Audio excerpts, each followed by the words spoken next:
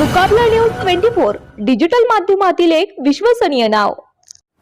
मुकाबला न्यूज 24 च्या बातम्या आणि जाहिराती पाहण्यासाठी सबस्क्राइब, लाईक आणि बेल आयकॉनवर क्लिक करा। पुसद शहर पोलिसांची एमपीडीए अंतर्गत मोठी कारवाई, सराईत गुन्हेगार 1 वर्षासाठी स्थानबद्ध।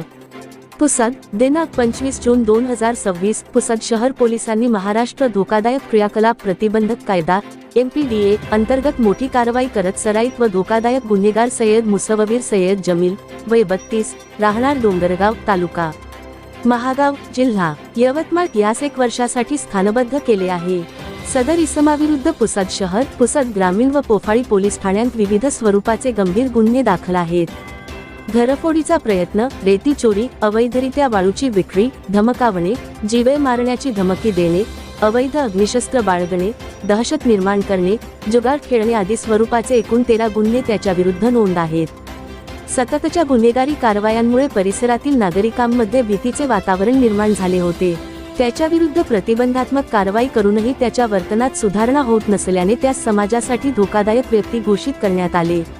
यवतमाळ जिल्हाधिकारी तथा जिल्हादंडाधिकारी यांनी महाराष्ट्र धोकादायक क्रियाकलाप प्रतिबंधक कायदा 1981 सुधारणा 2025 च्या कलम 3(1) अन्वये आदेश पारित करून सय्यद मुसव्विर सय्यद जमील यास 1 वर्षासाठी स्थानबद्ध करण्याचे आदेश दिले आहेत।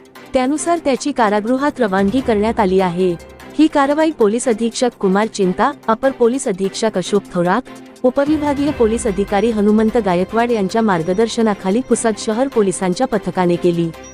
या कारवाईत स्थानिक गुन्हे शाखेचे पोलीस निरीक्षक सतीश चौरे, ठाणेदार सेवानंद वानखडे, पोलीस उपनिरीक्षक अक्षय सनगर तसेच इतर पोलीस अधिकारी व कर्मचाऱ्यांनी महत्त्वाची भूमिका बजावली।